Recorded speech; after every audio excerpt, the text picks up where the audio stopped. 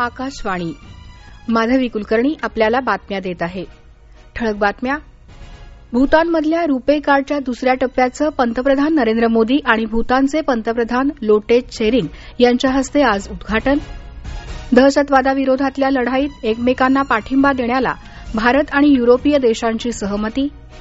सीमेपलीकडील दहशतवादाला मदत करत असल्याबद्दल भारतानं पाकिस्तानला ठणकावलं. दिल्लीत या महिनाअखेरपर्यंत आरटीपीसीआर चाचण्यांची संख्या दर दिवशी 60,000पर्यंत वाढवण्याचं नियोजन. आणि 2022 मधली नियोजित महिला T20 विश्वकरंडक क्रिकेट स्पर्धा आयसीसीनं पुढे ढकलली.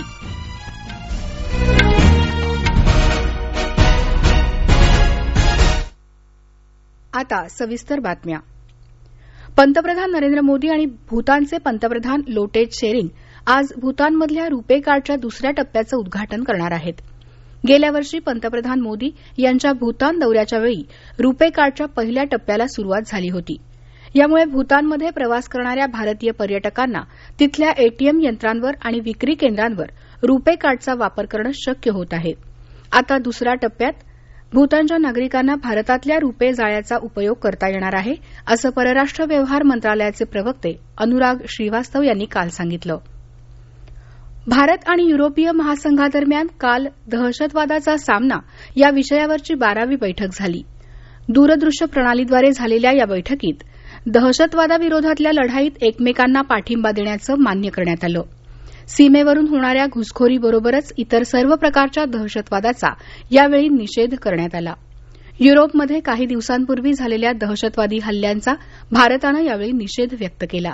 तर युरोपीय महासंघानंही मुंबई, पठाणकोट आणि पुलवामासह भारतात झालेल्या दहशतवादी हल्ल्यांबाबत खेद व्यक्त केला. दहशतवादाचा समूळ नाश करण्यासाठी आंतरराष्ट्रीय पातळीवर सहकार्य अधिक बळकट करण्याची गरज यावेळी व्यक्त करण्यात आली. कोरोना संसर्गाच्या दुसऱ्या लाटेपासून संरक्षण करतानाही लस उपलब्ध नसेल असा इशारा जागतिक आरोग्य संघटनेच्या आपत्कालीन विभागाचे संचालक मायकेल रायन यांनी काल दिला. लस म्हणजे जादुई उपाय नसून सर्व देशांना लशीचा आधार न घेताच या संकटाचा सामना करावा लागणार आहे, असं रायन यांनी सांगितलं. लस बाजारात येण्यास आणखी 4 ते 6 महिन्यांचा कालावधी लागण्याचा अंदाजही त्यांनी व्यक्त केला. केंद्रीय गृहमंत्री अमित शहा यांनी दिल्लीतल्या कोरोना परिस्थितीचा आढावा घेतल्यानंतर त्यांच्या सूचनेनुसार आता छत्तरपूर इथल्या कोविड केंद्रातल्या विलगीकरण कक्षातल्या 500 खाटांना ऑक्सिजनची सुविधा पुरवली जाणार आहे. दिल्लीत अतिदक्षता विभागांमध्ये गेल्या 3 दिवसात 150 खाटा वाढवण्यात आल्या असून येत्या काही दिवसात आणखी सुमारे 3,500 खाटा वाढवल्या जाणार आहेत. दिल्लीत कोरोनाग्रस्तांच्या संख्येत वेगानं वाढ झाल्यानं हा निर्णय घेण्यात आला आहे.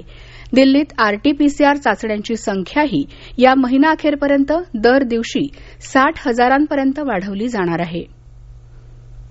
गुजरात सरकारनं अहमदाबाद शहरात आज रात्री 9 वाजल्यापासून सोमवारी सकाळपर्यंत संपूर्ण संचारबंदी लागू करण्याचा निर्णय घेतला आहे. सोमवारनंतर पुढच्या आदेशापर्यंत रात्रीची संचारबंदी सुरूच राहणार आहे. या कालावधीत अत्यावश्यक सेवा सुरू राहतील. गेल्या काही दिवसात कोविड रुग्णांची संख्या वाढत असल्यामुळे राज्य सरकारनं हा निर्णय घेतला आहे. हे राष्ट्रीय बातमीपत्र आपण आकाशवाणीच्या पुणे केंद्रावरून ऐकत आहात. या बातम्या आपण न्यूज ऑन एआयआर या ऍपवर देखील ऐकू शकता. ताज्या अपडेट्ससाठी आपण आम्हाला फॉलो करू शकता. आमचं Twitter handle @AIRNews Pune, Facebook page All India Radio news Pune आणि Marathi news Pune All India Radio या आमच्या युट्यूब चॅनलवर. सीमेपलीकडील दहशतवादाला पाकिस्तान मदत करत असल्याबद्दल भारतानं पाकिस्तानला खडे बोल सुनावले आहेत. पाकिस्तानी सैन्य शस्त्रसंधीचं उल्लंघन करत घुसखोरांना संरक्षण देण्यासाठी सतत गोळीबार करत असल्याचा आरोप भारतानं केला आहे. आपला भूभाग भारताविरुद्ध कोणत्याही दहशतवादी कारवायांसाठी वापरू न देण्याच्या द्विपक्षीय वचनबद्धतेची भारतानं पाकिस्तानला पुन्हा एकदा आठवण करून दिल्याचं परराष्ट्र व्यवहार मंत्रालयाचे प्रवक्ते अनुराग श्रीवास्तव यांनी काल सांगितलं.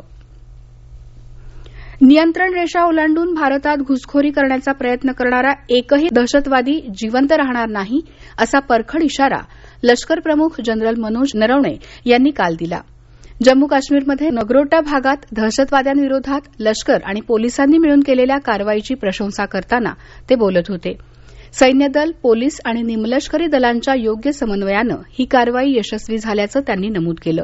दरम्यान जम्मू काश्मीरच्या जनतेनं दहशतवादी कारवायांना जाहीर विरोध करावा असं आवाहन माजी लष्कर प्रमुख आणि केंद्रीय मंत्री व्ही के सिंग यांनी केलं आहे. जमात उद दावा या दहशतवादी संघटनेचा प्रमुख आणि 2008 मधल्या मुंबई दहशतवादी हल्ल्याचा सूत्रधार हाफिज सईद याला पाकिस्तानमधल्या दहशतवाद विरोधी न्यायालयानं 10 वर्ष कारावासाची शिक्षा सुनावली आहे. दहशतवाद्यांना आर्थिक मदत केल्याच्या आरोपाखाली त्याला गेल्या वर्षी अटक करण्यात आली होती. अमेरिकेनं त्याच्यावर $100 कोटी इनामही जाहीर केलं होतं. पंतप्रधान नरेंद्र मोदी उद्या आणि परवा होणाऱ्या G20 देशांच्या नेत्यांच्या परिषदेत सहभागी होणार आहेत.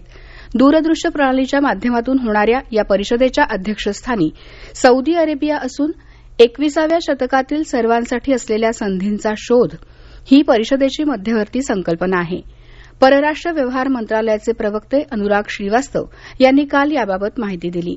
कोविड-19 मधून सावरण्यासाठी सर्वसमावेशक, शाश्वत आणि बहुआयामी उपाययोजना करण्यावर परिषदेचा भर असणार आहे.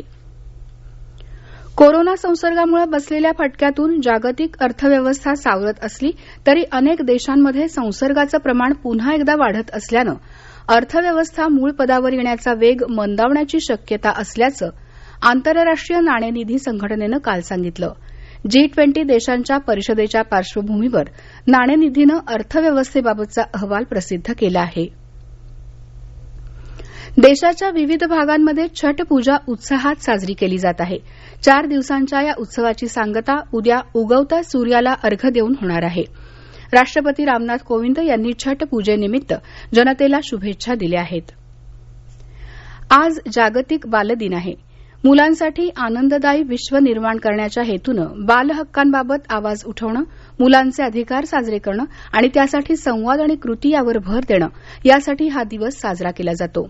यंदाच्या बालदिनी हवामान बदल या विषयावर भर देण्यात येणार असल्याचं युनिसेफमधल्या भारतीय प्रतिनिधी डॉक्टर यास्मिन अली हक यांनी आकाशवाणीला दिलेल्या मुलाखतीत सांगितलं. उत्तर प्रदेशातल्या प्रतापगड जिल्ह्यात काल रात्री झालेल्या रस्ते अपघातात 14 जणांचा मृत्यू झाला. मृतांमध्ये 6 बालकांचाही समावेश आहे. हे सर्वजण एका विवाह समारंभाला हजेरी लावून परतत होते. त्यावेळी प्रयागराज लखनौ महामार्गावर त्यांच्या 4चाकी गाडीला ट्रकची जोरात धडक बसून हा अपघात झाला.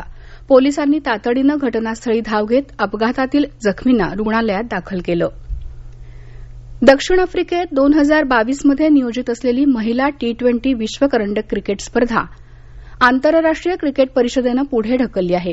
2022 या वर्षात अनेक मोठ्या स्पर्धा असल्यानं त्याच दरम्यान क्रिकेट स्पर्धा घेणं टाळण्यासाठी ही स्पर्धा आता 2023 मध्ये 9 ते 26 फेब्रुवारी या दरम्यान होणार आहे.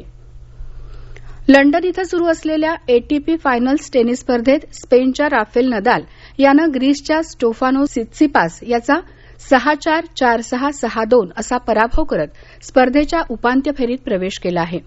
जागतिक क्रमवारीत दुसऱ्या क्रमांकावर असलेल्या आणि 20 ग्रँडस्लॅम विजेतेपद खात्यात असलेल्या नदालला ATP फायनल्स स्पर्धा अद्याप जिंकता आलेली नाही. गेल्या काही दिवसात झालेल्या पाऊस आणि हिमवर्षावानंतर हिमाचल प्रदेशात थंडीची लाट आली आहे. लाहोल आणि स्पिती खोऱ्यातल्या केलोंग इथं सर्वात कमी म्हणजे उणे 2 अंश सेल्सिअस तापमान नोंदवलं गेलं तर किन्नौर जिल्ह्यातल्या काल्पा इथंही उणे 1.2 अंश सेल्सिअस तापमानाची नोंद झाली. शेवटी पुन्हा ठळक बातम्या.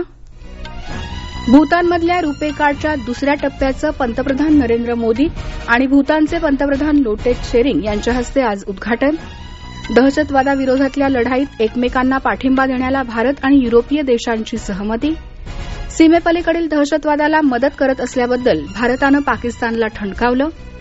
दिल्लीत या महिनाअखेरपर्यंत RT-PCR चाचण्यांची संख्या दर दिवशी 60,000पर्यंत वाढवण्याचं नियोजन.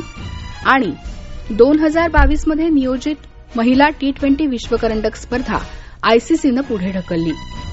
याबरोबरच हे राष्ट्रीय बातमीपत्र संपलं. पण कोरोनाविरुद्धचा लढा अजून संपलेला नाही. म्हणूनच मास्क वापरा, स्वच्छता पाळा, अंतर राखा आणि विश्वासार्ह बातम्यांसाठी ऐकत रहा आकाशवाणी. नमस्कार.